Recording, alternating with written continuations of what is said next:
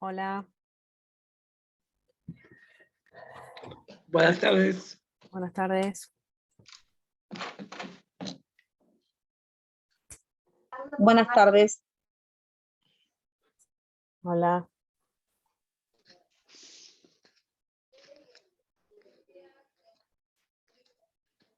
Esperamos hasta un minuto que se conecten el resto.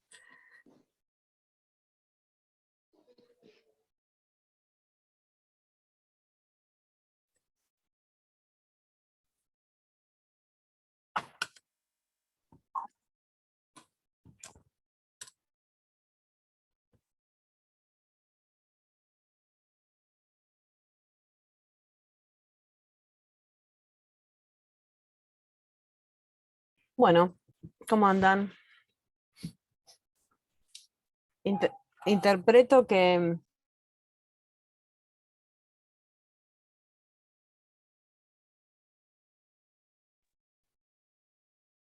esperen que estoy como Magdalena con el perro que, que está ladrando. Ahora se va alguien y ya se queda callado. Lo tendría que traer acá como vos.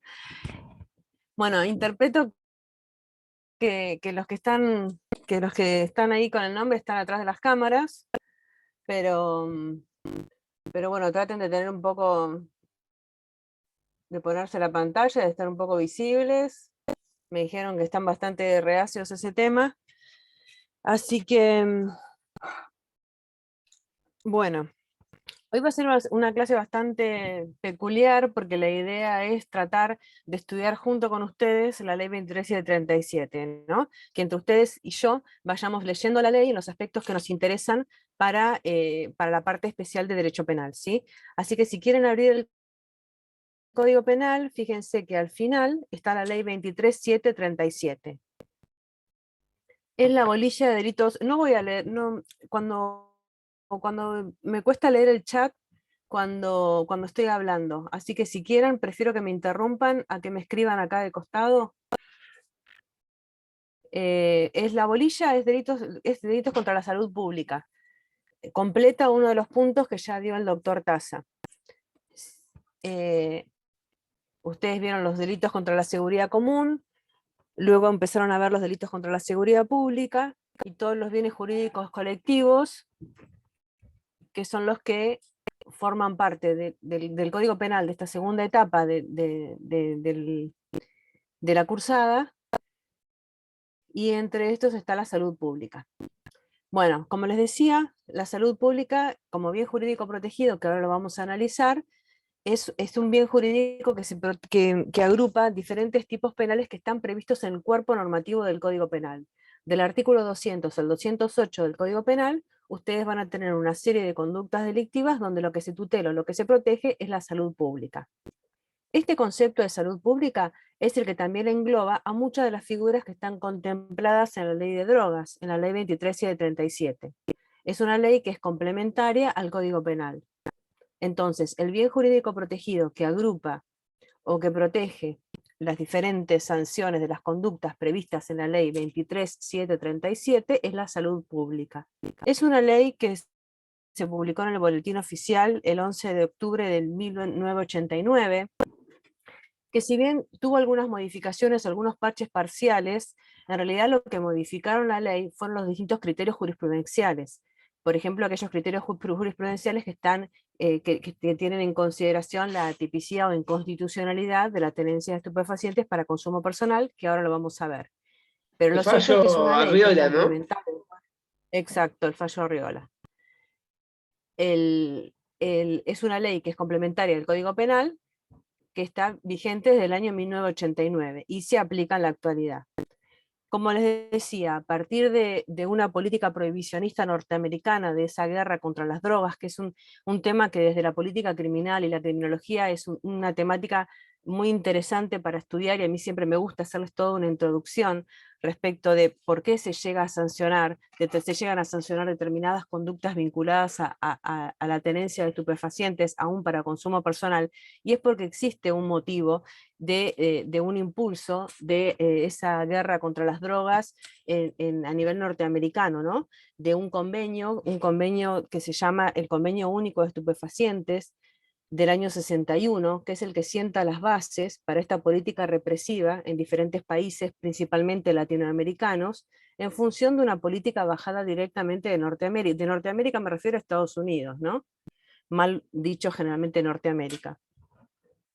Argentina adhiere a esta Convención Única de Estupefacientes del 61 de la ONU a los años siguientes, y de alguna manera sienta una política prohibicionista en materia de persecución de drogas en general.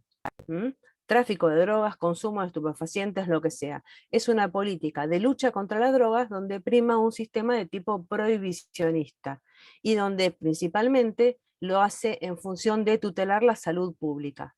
¿Qué es la salud pública como bien jurídico protegido? Bueno, la Organización Mundial de la Salud define qué es la salud.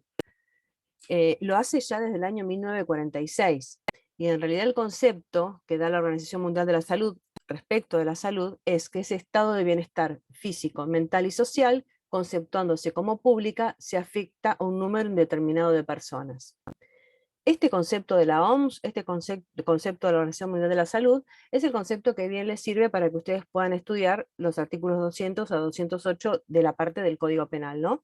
Y es el concepto de salud pública que también tutelan todas las conductas que están previstas en la 23 y el 37. ¿Qué es lo importante de este concepto de la salud que da la Organización Mundial de la Salud? Es que antes, para hablar de salud, estaba asociado todo un aspecto negativo, o sea, se gozaba de salud en la medida que la persona no tenía ningún tipo de enfermedad. Entonces, mientras que no padecía ningún tipo de enfermedad física o psíquica, se decía que estábamos en presencia de una persona que tenía salud. Mientras que este concepto de salud que incorpora la Organización Mundial de la Salud habla de ese bienestar físico, psíquico y social. Social quiere decir que el Estado le debe garantizar a todos los habitantes no solo que no tengan una enfermedad, sino que cuenten con todas las herramientas como para poder garantizar ese bienestar físico, mental y social. Es un concepto mucho más amplio, es un concepto más positivo y no vinculado a la salud como la ausencia de una enfermedad. Es otra área también, pero bueno, es un derecho, el derecho a la salud está dentro de los derechos implícitos del 33 de la Constitución Nacional, no hay ningún artículo que hable de la salud, en el sentido de que no está previsto como un derecho, explícitamente reconocido, sí dentro del 33 de la Constitución Nacional, y también se lo reconoce en función de la reforma en el año 94 del 75, inciso 22, donde se incorpora una serie de tratados de derechos humanos, donde se hace referencia no a la salud, sino a aspectos vinculados, por ejemplo, a la dignidad humana y a otros aspectos que hacen al bienestar social de las personas, que se pueden asociar a este concepto amplio de salud. O sea, este concepto de salud, que no está previsto explícitamente en la Constitución Nacional, puede considerarse, es considerado como un derecho implícito en el 33 de la Constitución Nacional y un derecho reconocido por el nuevo constitucionalismo de protección de derechos humanos incorporado en la reforma del año 94. Entonces, resumen, vamos a hablar de la ley de drogas, 23 y de 37, perdón, publicada en el Boletín Oficial en el año 1989, y el concepto que vamos a hablar como bien jurídico protegido es este concepto amplio de salud pública que da la Organización Mundial de la Salud. ¿Sí? Hasta ahora vamos bien con esto. ¿Cuál es la opinión que tienen la mayoría de los autores, los penalistas vinculados a la salud? ¿Por qué se entiende que todas las conductas diferentes, que ahora las vamos a ver, que están previstas en la ley de droga, igual protegen a la salud pública? Porque en realidad estamos hablando de conductas previstas en la ley que representan algún riesgo o alguna posibilidad peligrosa en cuanto a la difusión o la propagación del consumo de estupefacientes puede generar determinados daños en la salud de la población. El consumo, la difusión, la propagación del consumo de materiales de sustancias estupefacientes puede generar o provocar un daño en la salud pública. Esta ley de drogas es una ley bastante larga, no se preocupen porque todo esto no lo vamos a estudiar, pero es importante que tengan presente que es una ley que no solo describe conductas delictivas, es una ley también que va de la mano con todos aquellos mecanismos o técnicas de eficacia de la guerra contra las drogas, de manera que ustedes van a ver en una segunda parte, y lo van a estudiar cuando avancen en la práctica o en procesal penal, en que se comprueben, por ejemplo, las llamadas anónimas, diferentes técnicas vinculadas a la figura del agente encubierto, la figura del arrepentido, la protección a las personas con identidad reservada o el testigo de identidad reservada, todo orientado a darle una mayor eficacia a esas técnicas de investigación, obviamente orientadas a lo que es la persecución del crimen organizado. Pero van a ver que todos estos mecanismos para buscar una mayor eficacia en la persecución de este delito terminan criminalizando a los eslabones más bajos de las cadenas y a los pequeños consumidores o a los narcotraficantes de poca monta. Es una ley que está basada en una guerra contra las drogas, en una política prohibicionista vigente en nuestro país y con técnicas de investigación que tratan de buscar poner fin a esta lucha contra la droga. Entonces, toda una segunda parte de la ley 23 y de 37 van a ver que hay aspectos donde ustedes tienen que saber que están tipificados en esta ley, que están previstos en esta ley, pero no forman parte de lo que nosotros vamos a ver en esta etapa, que es la parte especial de derecho penal. Cuáles son las figuras delictivas que están previstas acá y que completan todo lo que es el bloque de los delitos contra la salud pública que están en el Código Penal. Entonces, esto es como una introducción que, como les dije, en otro contexto me hubiera gustado hablar un poco más de por qué se llega a la represión de estas conductas, hablar bastante, que ustedes muchos lo han visto en derechos humanos o en constitucional, de los diferentes avances avances o retrocesos jurisprudenciales de la Corte Suprema en materia de persecución del usuario o el consumidor de estupefacientes, en aquellos casos Montalvo, Colavini, no sé si yo se los menciono, les suena, deberían sonarle, así que si no, fíjense, Capalvo, Basterrica también. Basterrica, y más reciente, Basterrica, afortunadamente Basterrica, que es el que toma Arriola en la actualidad, y en la actualidad, digo, en el año 2009, pero que continúa vigente en la actualidad, que ahora lo vamos a analizar cuando veamos la tenencia de estupefacientes para consumo personal, ¿no? Pero hubo una evolución jurisprudencial donde la Corte llegó a decir que el consumo, que había que terminar con los pequeños eslabones de la cadena, que hay que terminando con el tráfico, con el consumo de estupefacientes, iba a llegar a la represión y se iba a terminar con la guerra contra las drogas, contra los grandes narcotraficantes o las grandes organizaciones. Entonces se pensaba que persiguiendo a los pequeños consumidores, no todos, los de pequeños lugares donde existe una gran selectividad en materia penal, persiguiendo a estos consumidores se iba a poner fin a la guerra contra las drogas. Una guerra contra las drogas que en los fallos de la Corte llegó a decir que tenía la misma entidad que una peste, que una guerra. El que una persona consuma materiales estupefacientes por el riesgo que implicaba para la salud de la población podía asimilarse a quien iba circulando teniendo algún tipo de enfermedad contagiosa y peligrosa para la salud. Pero bueno, es todo un campo jurisprudencial bastante interesante, pero como les digo, la ley de drogas no se modificó, lo que sí se modificó, bueno, sí la que ustedes vamos a estudiar ahora, que es la 23 y de 37, antes había otra, pero no vamos a ir a estudiar la anterior, pero lo que fueron modificándose fueron criterios jurisprudenciales de interpretación de esta norma. Entonces, todo eso tiene que ver con la política contra las drogas, con el concepto de salud pública, por qué se entiende por salud pública y porque estamos hablando de delitos de peligro, ¿no? Se reprimen conductas en la medida que podrán generar un perjuicio o un daño a la población. Bueno, eso es como concepto de salud pública, concepto de bien jurídico protegido. Ahora también nosotros estamos hablando de un concepto que es estupefacientes. ¿Estupefaciente dónde está definido? Está definido en el artículo 77 del Código Penal. Ahí nos alejamos de la ley de drogas y vamos al Código Penal. El elemento normativo es el concepto de estupefacientes.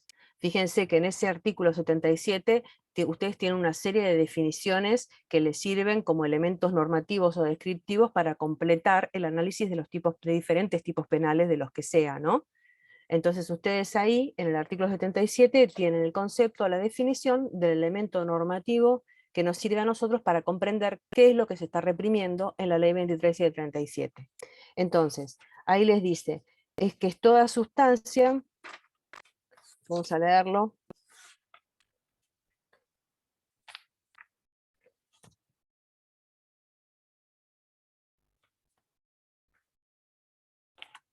bueno, queda comprendida toda sustancia, comprende los estupefacientes psicotrópicos y demás sustancias susceptibles de producir dependencia física o psíquica, que se incluyan en las listas que se elaboren y actualicen periódicamente por decreto del Poder Ejecutivo Nacional.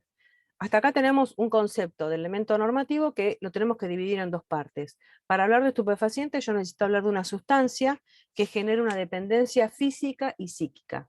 Pero no basta solo esto. Es necesario que estén incluidas como estupefacientes en las listas que actualmente publica el Poder Ejecutivo Nacional.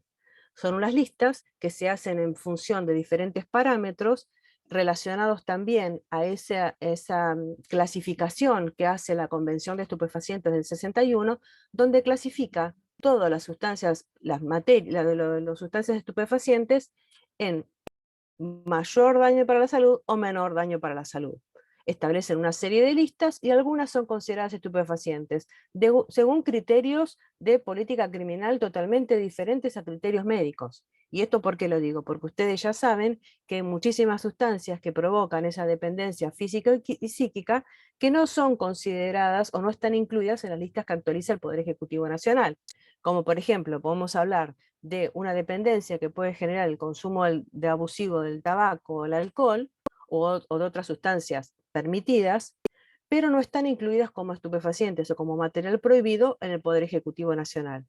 Mientras que nosotros, en las listas del Poder Ejecutivo, está incluida el cannabis, cuando hay pruebas médicas de que en muchas ocasiones no producen ninguna dependencia física o psíquica a quien decida hacerlo. ¿Mm?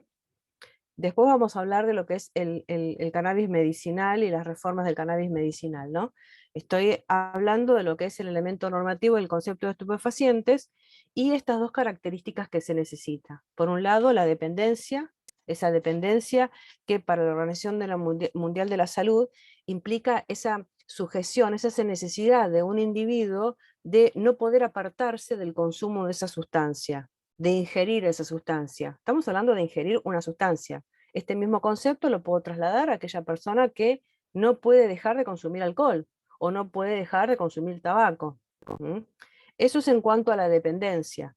Esa dependencia que son criterios totalmente subjetivos, porque también la dependencia o esa necesidad va a depender de cada persona. ¿Mm?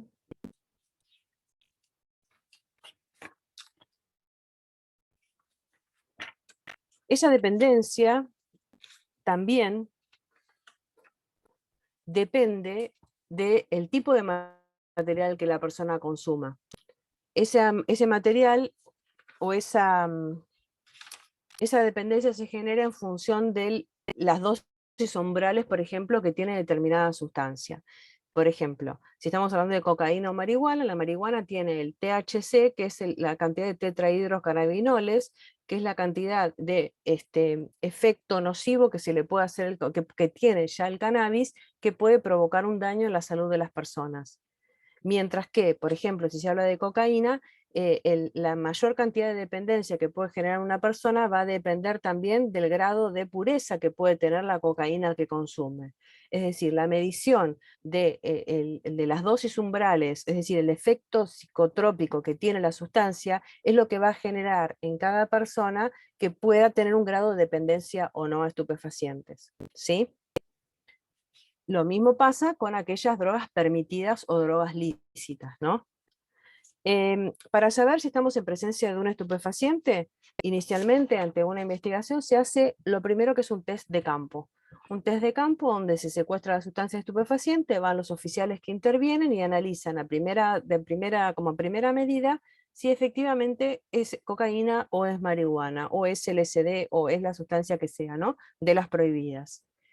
Pero para poder hablar de estupefaciente y para poder completar el artículo 77 del Código Penal se necesita una pericia, que personas especializadas determinen de ese material estupefaciente secuestrado cuántas dosis umbrales se pueden consumir, se pueden realizar, y qué efecto va a tener para una persona considerada normal. Normal me refiero a un parámetro de persona que tiene un determinado peso, una determinada estatura, y cuál sería ese efecto que le daría esa sustancia a esa persona considerada normal. Esto se hace a través de un peritaje químico. Los peritos químicos analizan, en el caso de la marihuana, por ejemplo, la presencia del THC, que es el principio activo de la marihuana, y en el caso de la cocaína, como les dije hoy, el grado de pureza. Hasta tanto no exista esta pericia química, no podemos decir que efectivamente estamos en un procedimiento en el que se está investigando la tenencia de material estupefaciente. Esta sustancia que se secuestra además necesita seguir una cadena de custodia. Desde el inicio de un procedimiento hasta la finalización tiene que estar sellado el material, tiene que seguir bajo un acta, se le tiene que realizar un acta, y ese material no puede estar adulterado ni modificado por una persona ajena a quien deba realizar ese test de orientación. Una vez que esa droga secuestrada se manipula, no podemos decir que estamos hablando de la misma sustancia secuestrada desde el inicio. ¿Mm? Entonces, como concepto de salud pública para hablar de la ley de drogas, como concepto de estupefacientes, como elemento normativo, nos remitimos a 77, que requiere estas dos características: la dependencia a la sustancia y la inclusión en las listas. ¿Mm? Eso es lo que está hoy en nuestro país. Más allá de que a alguno de ustedes les parezca lógico o no, lo cierto es que, como les dije, hay sustancias que no están en las listas, pero generan mayor grado de dependencia y preocupación y daño a la salud pública que otras que sí están en la lista, como el consumo de un cigarrillo de marihuana.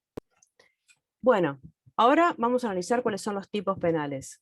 Si ustedes ven la ley de drogas, van a ver que al principio, díganme, voy muy rápido, me van siguiendo. Yo de todos modos hablo mucho, pero después me detengo y les digo, fíjense en que a mí lo que me interesa que sepan el concepto de salud, que a mí me interesa que sepan el concepto del 77. No les voy a preguntar el THC o la pureza. Simplemente lo que quiero es que sepan interpretar el 77 de cómo se discrimina esa definición, ¿no? Si ustedes ven la ley de drogas, van a ver que del 1 al 5, del 1 al 4, son artículos que ya forman parte del Código Penal, que ustedes lo habrán visto con tasa, que son modificaciones del 200 al 208. Después, lo que ahora nos interesa es a partir del artículo 5 de la ley de drogas. Entonces ahora lo que nosotros tenemos que analizar es ¿qué se reprime? Se reprime la tenencia de estupefacientes. Tener material prohibido son las conductas que están prohibidas en la ley de drogas. ¿Tenerlo para qué? Tenerlo por tenerlo, 14 primera parte, tenerlo para consumo personal, 14 segunda parte, o tenerlo para vender, todas las figuras del artículo 5. Nosotros vamos a analizar todos los delitos vinculados a las drogas teniendo presente estos artículos, el artículo 14 y el artículo 5. Entonces, vamos a empezar a analizar el artículo 14, que es un delito considerado un delito, una figura residual, porque únicamente les dice, el que tuviera en su poder estupefacientes, y legítimamente en su poder estupefacientes. 1 a 6, al que tuviera en su poder estupefacientes. Hablar de estupefacientes implica que es tener estupefacientes de manera ilegítima, de manera al margen de la ley, implica un concepto de tenencia que está vinculado también a la esfera de custodia, a esa proximidad que tiene una persona respecto de la droga que tiene. Esperen que quiero ver una cosa. Está vinculada también a ese concepto de posesión material, es decir, se reprime la tenencia a la medida que la persona tiene acceso, no necesariamente porque la lleve consigo, sino porque también tiene esa esfera de custodia, digamos, ese ámbito de autodeterminación sobre determinado sitio donde él puede disponer de la droga en cuanto quiera. Entonces, tranquilamente a una persona se le puede imputar la tenencia de droga, aunque en ese momento sea requisada en la vía pública, pero se sabe que vive en tal domicilio y la tiene en ese sitio. Porque hay un ámbito de disponibilidad de la persona con la cosa y el lugar donde está ubicado. Esta esfera de custodia que se utiliza para los delitos contra el patrimonio o propiedad y para muchos otros tantos. Pero sepan que ese concepto de tenencia está vinculado a esto. Pero también ese concepto de tenencia que requiere ese elemento objetivo, es decir, que tenga la cosa, la droga, bajo su custodia, requiere un elemento subjetivo, que sepa que es droga y que sepa que la tiene. ¿Por qué? Porque puede pasar un caso de lo que se llama tenencia ciega. Puede ser que una persona sea requisada en la vía pública porque va con una moto llevando una pizza de un domicilio a otro y en uno de los paquetes le dieron una pizza que adentro tenía material estupefaciente. Y él no sabía que la tenía. Entonces, ¿está dentro de su ámbito de custodia? Sí. ¿Tiene disponibilidad sobre la caja? También. Pero ¿qué pasa? No existe el elemento subjetivo. Entonces la conducta es atípica. Puedo demostrar que estaba dentro de su esfera de custodia, pero no puedo demostrar que conocía, sabía y la tenía para. ¿Sí? Entonces, en esta figura de residual también se requiere la necesidad del conocimiento y voluntad de mantener esa tenencia. Esta es la figura residual. Cualquier persona que no se le pueda demostrar que la tiene para consumo o que la tiene para la venta, se le aplica esta figura del artículo 14, primera parte, que es la tenencia ilegítima de estupefacientes. Y acá viene la otra. En caso de que la tenga para consumo personal, no estamos hablando del consumo, estamos hablando de la tenencia para consumo, no se equivoquen con esto. Vamos al segundo párrafo, dice, perdón, sí, la pena será de 1 mes a 2 años, fíjense que baja la escala penal, cuando por su escasa cantidad y demás circunstancias surgiera inequívocamente que la tenencia es para uso personal. Acá tenemos que tener varios factores o varios indicadores que tienen que demostrarse de que la persona tiene ese material estupefaciente para consumo personal. Y son varios indicadores que son subjetivos porque va a depender de las pruebas con las que se cuente y la valoración que haga el juez en ese momento de tener que resolver la situación procesal de esta persona. Entonces, acá fíjense que les dice, cuando por su escasa cantidad, ¿qué significa escasa cantidad? No hay parámetros que les digan hasta tantos porros es escaso, hasta tanto es una tenencia simple. La escasa cantidad es un parámetro que va a depender de la situación específica de la persona que es detenida en ese momento. Porque eso les dice y demás circunstancias. ¿Eso qué quiere decir? Si a una persona se le encuentra en una riñonera, en la mochila, 2 cigarrillos de marihuana, pero a la vez en el bolsillo de la campera tiene un papel para armar cigarrillo, tiene los filtros, y tiene o una pipa, por ejemplo, hay elementos donde que nos demuestren que existe una escasa cantidad y las demás circunstancias que rodean va a surgir inequívocamente quiere decir sin lugar a dudas, de que lo que tenía era para su consumo. Y acá aparece una modificación a la jurisprudencia, que es un caso Vega Jiménez, es un caso de la Corte, donde la Corte interpreta que en caso de que exista duda, que la persona no tiene que estar demostrando que lo que tenía era para su propio consumo. En todo caso, el fiscal es quien tiene que demostrar que lo que tenía era para consumo personal. Y ante la duda, siempre que tiene que ser una duda más favorable a la persona que está procesada o está siendo investigada. Entonces, Disculpe, esta opinión de Vega Jiménez, sí. disculpe, profe, en la práctica de todos modos el funcionario policial lo que hace es destruirlo, ¿no? ¿Esto está mal? ¿Es erróneo? ¿Destruir qué cosa? Generalmente cuando se le encuentra un cigarrillo armado de marihuana, se lo destruyen o se lo sacan, por más que no se le arme una causa. ¿Esta práctica policial es errónea? Es más que errónea, es arbitraria. Y es hasta tonta, porque si él conservara el cigarrillo de marihuana tiene un elemento probatorio para demostrar que lo encontró cometiendo una conducta delictiva. Pero como ahora, por la vigencia del fallo Arriola, la tenencia para consumo personal, en la medida que no provoque ostentación o daño a la salud pública, es considerada por los tribunales mayoritarios una conducta inconstitucional porque viola el 19, no puede detenerse en la vía pública a las personas que están consumiendo estupefacientes. No porque lo permita la ley, sino porque hay un fallo de la Corte que indica que como no existe ese daño a terceros, no es algo donde los funcionarios deben intervenir. No quiere decir esto que esté legalizado el consumo. Quiere decir que es inconstitucional y que no podrían intervenir. Que en la práctica hagan eso, lo hacen, sí, pero como no pueden hacer nada, como no pueden intervenir, lo destruyen. Les decía que Vega Jiménez es un fallo de la Corte donde trata de interpretar estos conceptos vagos que da la ley, como qué es lo que se entiende por demás circunstancias, qué se entiende por inequívocamente. Entonces lo que se dice es que en la medida que haya algo que genere algún tipo de dudas, tiene que ser lo más favorable al reo, la más favorable el indubio pro reo, ¿no? En caso de duda, favorable a la persona que está siendo investigada, procesada o condenada.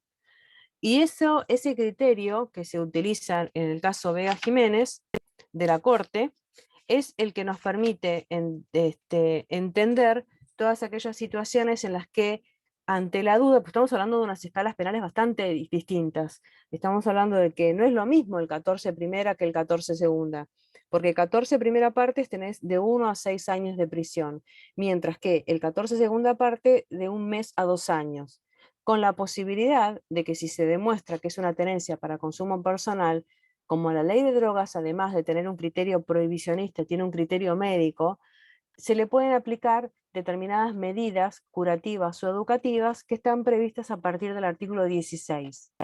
Entonces, tenemos la tenencia de estupefacientes para consumo personal, donde acá entran a jugar una serie, todos los fallos jurisprudenciales de la Corte, donde hoy no hay dudas de que está vigente el fallo Arriola. El fallo Arriola, que considera que en la medida que no se perjudique la salud o derechos de terceros, por el artículo 19 de la Constitución Nacional, no se pueden prohibir, no se pueden reprimir las conductas vinculadas al consumo, la tenencia para consumo personal. Acá podríamos hablar mucho más de todos los fallos jurisprudenciales vigentes en esa materia, pero lo importante es que era necesario que se esclarezcan esos conceptos que daban lugar a diferentes interpretaciones según cuál sea el juzgado que intervenía en resolver una situación de tenencia para consumo, ¿no? Y como les decía, no es lo mismo que se aplique la segunda parte del 14 que la primera parte, porque si se demuestra que la persona tiene una tenencia de estupefacientes para consumo personal, se van a poder aplicar las medidas de seguridad curativas o educativas. Simplemente le dan una lectura del artículo 16 al artículo 21 de la Ley de Drogas. Ahí lo que les explica estos artículos es que en diferentes instancias procesales, ya sea en el sumario o en la etapa de juicio, que ustedes todavía no han avanzado con procesal penal, ni federal ni provincial, se le puede aplicar a la persona que se demuestre que es dependiente a sustancias estupefacientes un tratamiento de tipo curativo o educativo. En caso de un delincuente, digamos, o de una persona que consume estupefacientes de manera ocasional o recreativa, se considera que se le van a aplicar medidas de tipo educativo, 21. En caso de que se demuestre que existe una dependencia, porque tal vez la persona se hizo un diagnóstico en el CPA, en el Centro de Prevención de las Adicciones, o porque en su historia de vida tuvo relación con el consumo de estupefacientes, se considera que es una persona dependiente a la sustancia, entonces se le aplica el artículo 18 de la Ley de Drogas. Y el artículo 18 les permite que se suspenda todo el proceso a cambio de que las personas durante ese periodo realicen un tratamiento de tipo curativo o educativo.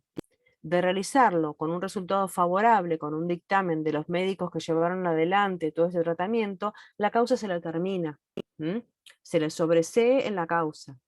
Entonces, es importante también que se pueda, en una causa, cuando intervengan en una causa de este tipo, que se pueda demostrar, que se pueda cambiar esa calificación del 14 primera al 14 segunda, porque puede ser que ustedes terminen con un desvinculando de la causa a una persona por una tenencia para consumo, por haber realizado un tratamiento de este tipo. Más allá de los fallos jurisprudenciales donde no se podría detener a ninguna persona con tenencia para consumo por la vigencia del caso Arriola. Por eso es muy difícil dar una clase, ahí va, es muy difícil dar una clase explicando una ley cuando la práctica judicial está realizando de otra manera, o la práctica policial, como me decía recién, está haciendo otra cosa. Yo lo que tengo que hacer hoy es explicarles lo que dice la ley. ¿Sí? Sí, Manuel. Claro, a eso me refería, porque en la práctica vemos todos los días que lo del fallo Arriola no se cumple para nada. Sí, por ahí en la calle se ve eso, en las estadísticas. Claro, en la calle me refiero al procedimiento policial. Tribunales.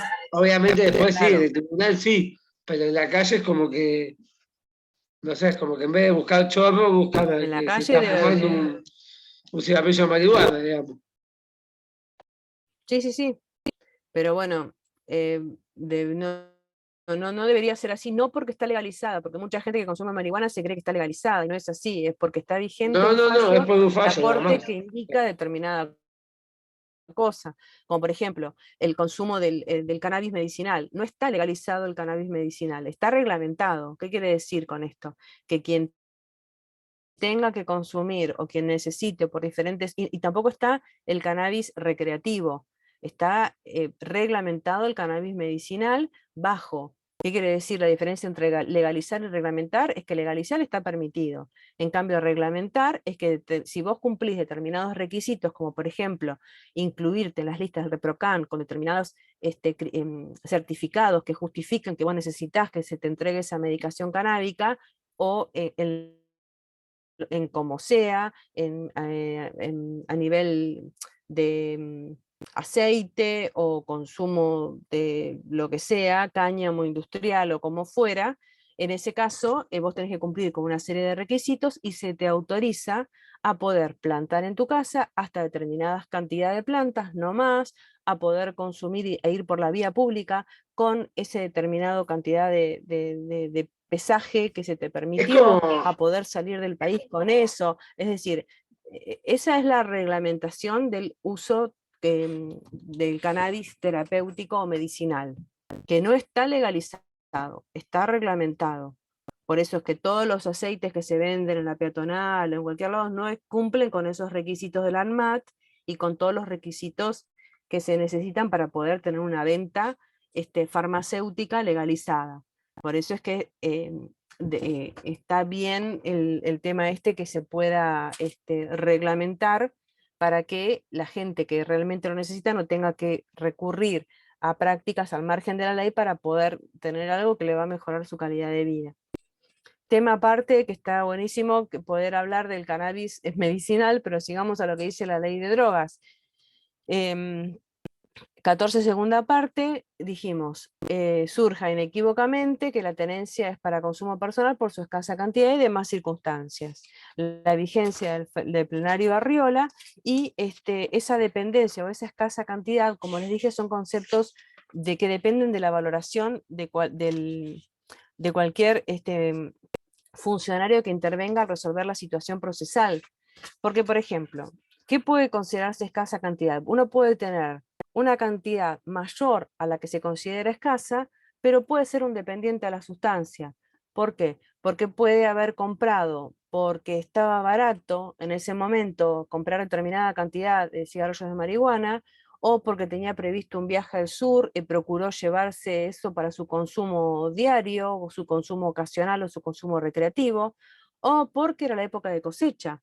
Entonces, en esa época de cosecha se cultivaron o se cosecharon luego tanta cantidad de flores, porque las flores femeninas son las que tienen mayor posibilidad de hacer el tabaco, el consumo del cigarrillo de marihuana, y porque la marihuana es todo, o sea, es un tallo como una planta común, ustedes lo sabrán también. El tema es que también muchas veces ese pesaje donde la policía considera que no es escaso es porque secuestran a una persona que tenía un plantín de marihuana y le pesan todo. Le pesan desde la raíz hasta las flores, las ramas que estaban caídas, y pesan hasta la maceta con la tierra. Entonces claramente no es escaso, claramente no puedo estar hablando que esta persona tiene una tenencia para consumo personal. Y no se da cuenta que de toda esa plantota lo que a esa persona le sirve es una hojita que cayó, un brote que cayó ahí, que es el que hay que esperar encima que se coseche en el invernadero, y hay Sí, que capaz esperar que el que reúna 5% del determinadas total. características. ¿Mm? Exactamente. ¿Mm? O sea que son conceptos o valores relativos. Después, vamos al artículo 5º. El artículo 5º también están vinculadas, hasta ahora estamos viendo, salud pública, 77. Si yo les digo todo esto, yo no quiero que lean nada más lo que les estoy diciendo. Les estoy diciendo que tengan, que yo les estoy fijando, les estoy poniendo los títulos a lo que ustedes tienen que profundizar con la lectura de los artículos. Entonces, hablamos del concepto de salud, hablamos del concepto de estupefacientes, vemos cuáles son las conductas que reprime la ley de drogas vinculadas a la tenencia. El 14, que es un mismo artículo, pero tiene 2 párrafos diferentes, donde claramente el más beneficioso es una tenencia para consumo personal. No estamos hablando del uso, sino la tenencia para consumo personal, y después vamos a las figuras del 5º. El 5º es donde se reprimen en diferentes incisos. Quiero que los demás, que no son las caras que estoy viendo, me den señales de vida de que están escuchando o algo así, porque se escucha bien, o la verdad que están muchos sin cámara y yo siento como que estuviera hablando de, no sé, de duelo o de abigeato. Sí, se escucha bien. Bien. Bueno. Esa clase es difícil de dar, ¿no, profe? Esta, No, la de Vigeato. la abigeato. Sí, sí. Y la de duelo, bueno. Media abstracta. En el artículo 5º, ustedes tienen, cuando le digo ustedes tienen es porque estamos trabajando juntos, leyendo la ley juntos. Entonces, empieza una pena que va de 4 a 15 años. Fíjense que estamos hablando de penas que llegan hasta un máximo de 20, estamos hablando de penas con un mínimo muy alto, en función justamente de esta política de persecución de drogas. Entonces acá tenemos la pena que va de 4 a 15 años, y ahí empieza a mencionarles en los diferentes incisos el que siembre, cultive plantas o guarde semillas, precursores químicos, cualquier otra materia prima para producir o fabricar estupefacientes o elementos destinados a tales fines. Produzca, fabrique, extraiga o prepare estupefacientes. Por esto se reprimían a conductas de la mamá cultiva. ¿Conocen? La mamá cultiva es un grupo de madres que tenían hijos con algún tipo de enfermedad, donde el recurso al consumo del cannabis era una práctica habitual y no les era permitido. Incluso para comprar las semillas tenían que comprarlas a España o a otro lugar donde se vendían en Mercado Libre, en cualquier lado, y al momento de ir a retirarlas al correo argentino, muchas desconociendo que estaban cometiendo una conducta ilícita, eran imputadas por el delito de contrabando. Este grupo, que mayormente mujeres, es lo que se conoce como Mamá Cultiva. De hecho, tienen una ONG que se llama Mamá Cultiva, y fueron las que impulsaron todos todas estas reformas para el cannabis medicinal. Porque el cannabis medicinal únicamente estaba, yo digo, no lo van a estudiar, pero como me gusta el tema, me voy para eso, pero me parece que es de cultura general, o sea que no me molesta decirles. El cannabis medicinal únicamente estaba limitado a determinadas afecciones, como por ejemplo las epilepsias refractarias. Estas madres, que fueron las impulsoras, muchas tenían hijos que tenían otra dolencia u otra enfermedad, y se les vedaba la posibilidad de acceder a eso. Entonces fueron las que impulsaron también que se pueda ampliar el registro en el ReproCam de otras enfermedades que no sea solo una epilepsia refractaria. Volviendo a la ley, volviendo al artículo 5º, llegamos al inciso C, que es el inciso que reprime la detenencia de estupefacientes con fines de comercialización o el comercio de estupefacientes. Después, el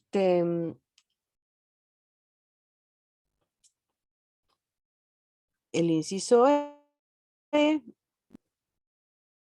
El inciso C, comercio de estupefacientes, almacenamiento, transporte. El D y el E. O sea, del inciso A al inciso E tienen todas aquellas conductas vinculadas a la distribución o a al comercio de estupefacientes, al tráfico de estupefacientes. Este, digamos, es el objetivo de por qué se sanciona la ley. Todas las conductas que están todas metidas acá en este artículo 5º. Y de todas estas conductas que están previstas en el artículo 5º, la que más se aplica en la actualidad son las descritas en el inciso C, que es la tenencia de estupefacientes con fines de comercialización, el comercio de estupefacientes, el almacenamiento y el transporte. Pero no son conductas aisladas, porque todas las conductas que atraviesan el artículo 5 tienen que tener, además de ese dolo que hablábamos cuando analizamos el artículo 14, es el conocimiento, o sea, de que esté dentro de la esfera de custodia, que se sepa y se conozca que es material estupefaciente lo que se tiene que tener el fin de comercialización. Se tiene que demostrar el elemento subjetivo de intención trascendente, ese plus al dolo de tenencia, ese elemento subjetivo distinto del dolo. Se llama elemento subjetivo de intención trascendente, ESIT, elemento subjetivo de intención trascendente. Entonces, ¿qué se tiene que demostrar en todos los casos? Que existe esa finalidad de venta, que todas estas personas se están realizando esta actividad de almacenar, de transportar o de tener con una finalidad de comercio. Y eso se prueba a través de indicios, a través de pruebas indiciarias o a través de pruebas que son acercadas por el personal policial que interviene en una investigación. Por ejemplo, hay escuchas telefónicas, hay intervenciones telefónicas, hay personal policial que está parado en una esquina y justo todo un intercambio de plata por una bolsita. Hay un seguimiento donde estas personas son encontradas en un determinado sitio y se sospecha que en ese lugar se está guardando el estupefaciente. Se lo ve a una persona que se traslada en un auto de un lugar a otro. En este caso, como les digo, el transporte, el almacenamiento, la tenencia con fines, tiene que tener siempre esta intención diferente al dolo, este elemento subjetivo distinto al dolo. ¿Y cómo distingo esto? Yo no puedo decir que estamos ante un delito de transporte a la persona que, por ejemplo, se compró un cigarrillo de marihuana en el barrio Libertad y lo traslada a su domicilio al barrio Los Troncos, y en el medio es interceptado por en la vía pública, yendo en su moto, yendo en su auto. Eso no es transporte. El transporte es cuando se carga una determinada cantidad de sustancia y se traslada de un sitio con destino a otro, y el lugar de destino es el lugar donde luego va a ser comercializado. No puedo decir que estoy almacenando estupefacientes y se me va a aplicar una pena de 4 a 15, porque en la mesa de luz, al lado de mi cama, tengo 5 cigarrillos de marihuana. Es necesario que se demuestre, no solo que son muchos, sino que los tengo para la futura venta, que se almacena con fines de comercialización. En todos los casos de las figuras previstas en el artículo 5º, tiene que estar demostrado el elemento subjetivo de intención trascendente. Por eso fue necesario incorporar un último párrafo al artículo 5º, donde reprimiera también la situación de aquellas personas que sembraban para su propio consumo.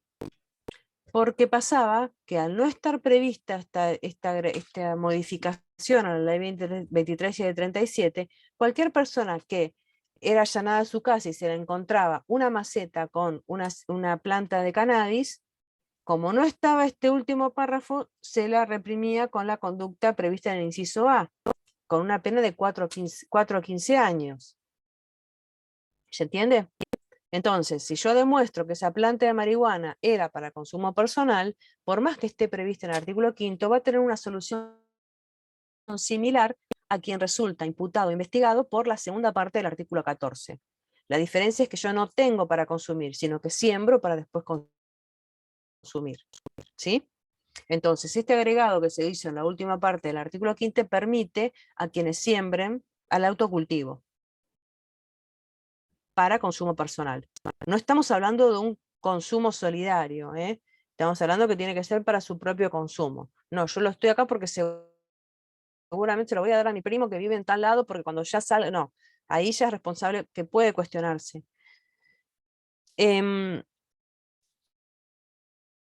Después, saltan al artículo 11. En el artículo 11 lo leen directamente, que son todas las agravantes. Todas las agravantes de la ley de drogas que implican un plus a esa pena, donde es bastante, de 6 a 20, y se fijan si se cometieron más personas, si fuera en perjuicio de una mujer embarazada. El que más se aplica es también el que si los hechos intervinieren 3 o más personas organizadas para cometerlo, que es el inciso C. Generalmente las conductas vinculadas al tráfico de drogas están realizadas por más de una persona, o sea que mayormente también se le aplica el agravante, por eso es que estamos siempre frente a investigaciones con penas altísimas, porque ya partimos, si son 3 personas los imputados, partimos de una pena de 6 que puede llegar a 20. Y Profe, acá sería lo que tienen una, que saber, que seguramente lo deben haber visto con Julio Ortiz, la distinción entre el 210.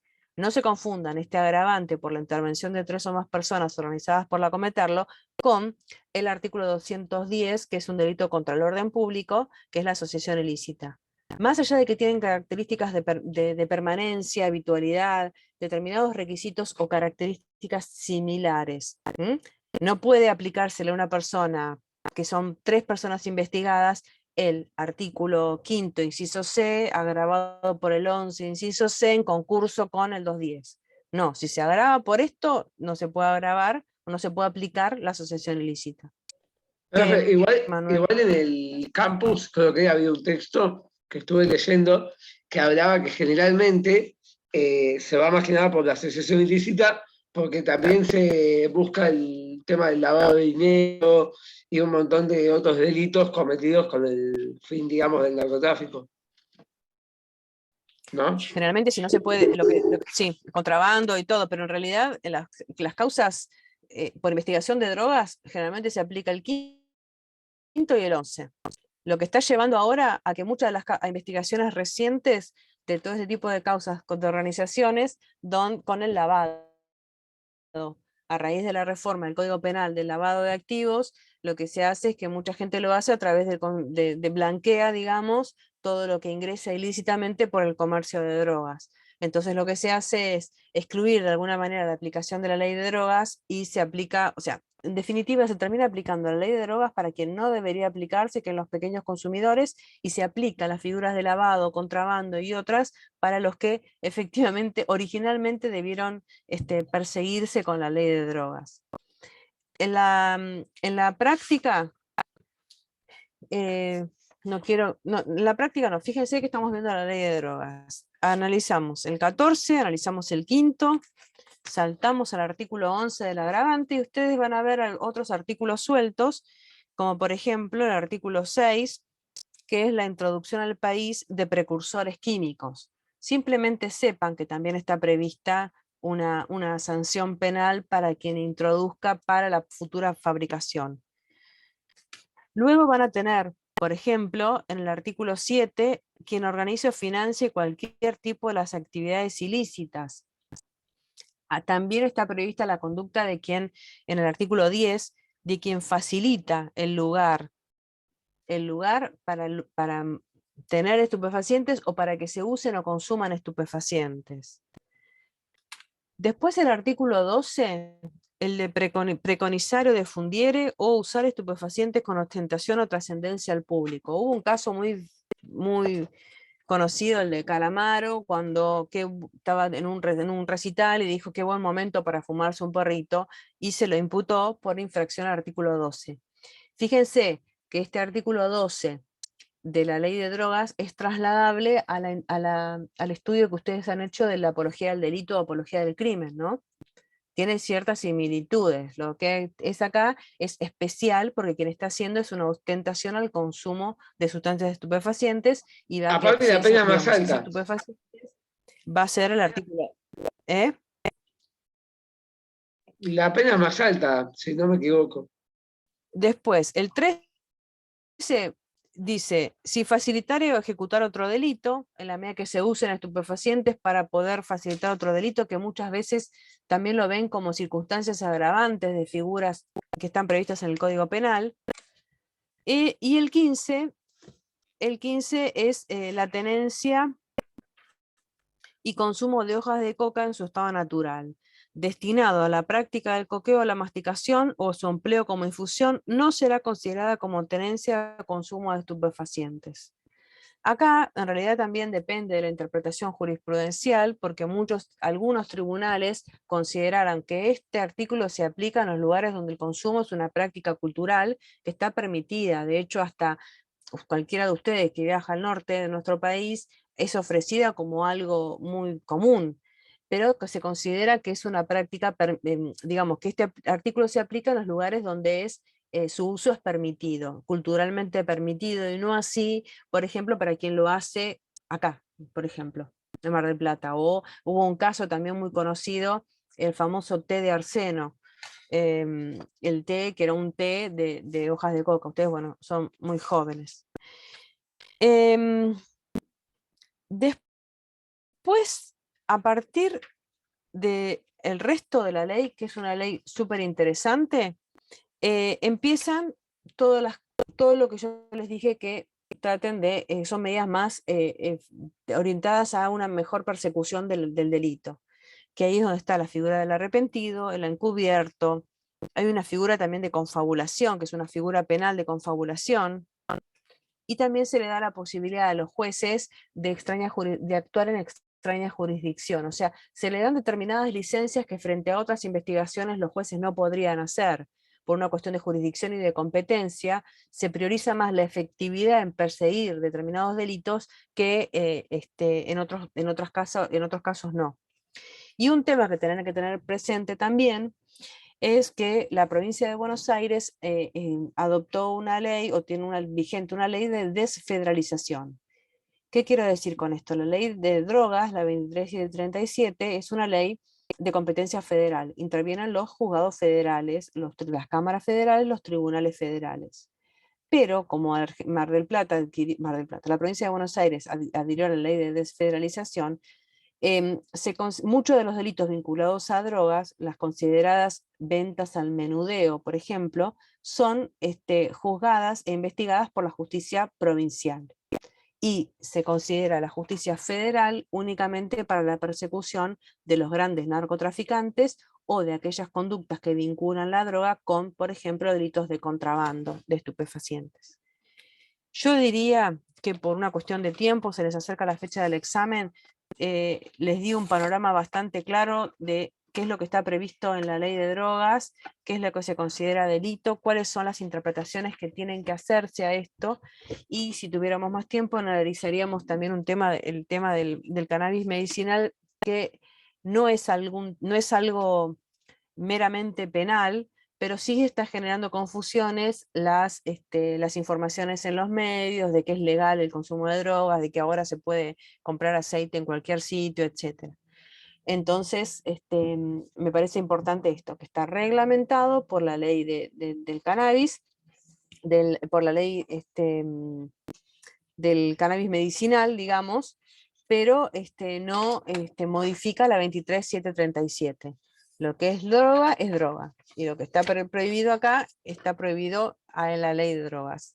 Y lo único que está permitido es para consumo para prácticas vinculadas al uso medicinal, pero que cumplan determinadas características. Bueno, listo, hablé. ¿Cuánto tiempo? 1 hora hablen ustedes. Se nota que el tema me interesa.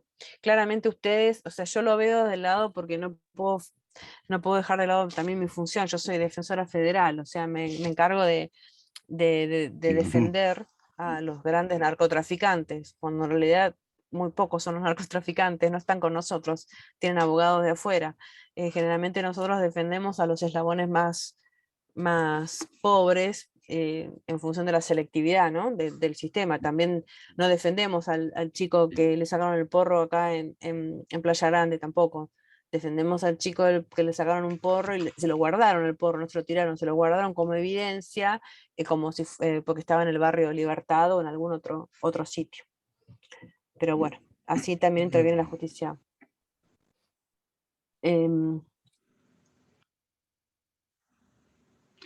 Doctora, es una pena que la ley de drogas esté realmente tan desvirtuada, porque no tiene nada que ver con la realidad que se vive en la calle el día de hoy, ¿no? Es perfecto con la comprensión de lo que dice el Código Penal, es muy comprensible lo que usted está explicando, se entiende perfecto. Pero usted llega, yo vivo por ejemplo en el barrio San Martín, tengo cada media cuadra un kiosco vendedor de droga, y los chicos en la esquina se juntan en grupos de 6, 7 a tomar cerveza y a fumar marihuana, pasa el móvil policial y ni los mira. Usted va caminando por la peatonal y adelante suyo van fumando marihuana, de tal forma que los chicos se descomponen. O sea, hay una realidad que estamos viviendo que ya es pandémica, el daño que está causando la droga sobre la juventud. Y no se puede hacer nada contra semejante maquinaria, no podemos. La verdad, uno se siente impotente ante todo esto, ¿no es cierto? ¿Qué opina usted de eso? No, yo no creo que sea que el daño a la juventud, tal vez mucho más daño le hemos hecho nosotros a la juventud, pero para mí lo que está fallando es el sistema de control, y no sé, tengo una opinión, no quiero dar mi opinión, pero Le no creo que sea que otro eso es para un problema aclararle de un los poco. jóvenes. No le tiremos tanta Yo culpa, estoy- no le tiremos tanta culpa siempre a los jóvenes, porque ellos no tienen la culpa No, de no, todo. no, no, no. Por eso No, no, no. digo, ¿cuánta gente ha sufrido ¿Sabe el a qué yo alcohol? apunto? Claro. Yo apunto a que la ley de salud mental está fracasando. La modificación de la ley de salud mental tiene que venir sí o sí. No está funcionando la ley de salud mental, que es la que dice que la persona que tiene un problema de consumo no puede ser internada si en contra de su voluntad. Entonces nos encontramos con consumidores en estado de grave y que no se puede hacer nada. Vemos como las madres lloran, piden auxilio, piden ayuda. Tenemos denuncias todos los días de las madres pidiendo ayuda para el hijo porque está perdido en la droga, y porque el hijo, cuando se le sienta en una silla, la droga lo primero que doblega es los afectos y la voluntad. Entonces, cuando uno le pregunta si se quiere internar y rehabilitar, por supuesto que dicen que no. Y como la ley Sí, dice que no se puede internarlos en contra de su voluntad, sí, es algo tan eso es un difícil de tema. manejar. Sí, eso es un tema de falta de. Sí, es el típico caso que salió con el caso de Chano. Pero Sí, sin sí. ir a ningún, sin ir a los extremos Chano, sin ir a los extremos de lo que ah, de lo que debería ser, me parece como que sí, está funcionando mal porque porque las leyes porque no todos los tribunales actúan con un mismo criterio, y porque las leyes favorecen también que cada uno pueda hacer lo que le parezca. ¿Mm? Mónica se tiene que ir, bien. Bueno, es un retema para seguir, chao Mónica, es un tema para seguir, para hablar, y la verdad que es súper interesante y está bueno siempre escuchar todas las versiones de todos, las distintas franjas etarias con las distintas opiniones de lo que padece el pibe en la calle, lo que padecen los padres de adentro y todo, pero bueno, la verdad es que lo que tenemos que ver acá nosotros es cómo está la ley para no generar confusiones, y no, como les digo, no está legalizado, no está permitido, la ley dice esto. Bueno, me quieren hacer una pregunta de lo que dice esto. Traten de ir el viernes, vayan a los casos prácticos que van a tratar un tema de drogas y un tema de fe pública. Se toma lista y les va a servir también. Todavía no hemos tomado la decisión si se van a tomar casos prácticos o no en el examen. Pero bueno, vayan ahí, ¿sí? Bueno, los saludo y las saludo Sí, a sí. todas las que veo y a los que no veo. Bueno, también. Los perdono. Muchas gracias, Entiendo que es doctora. difícil. Gracias. Entiendo que es difícil, pero bueno. Muchas Florencia gracias, todavía no está doctora. decidida. Bueno, chau. Chao, profe, Chao, gracias. profe, gracias. Chau, Chao, chau. Gracias, gracias. doctora. Chau.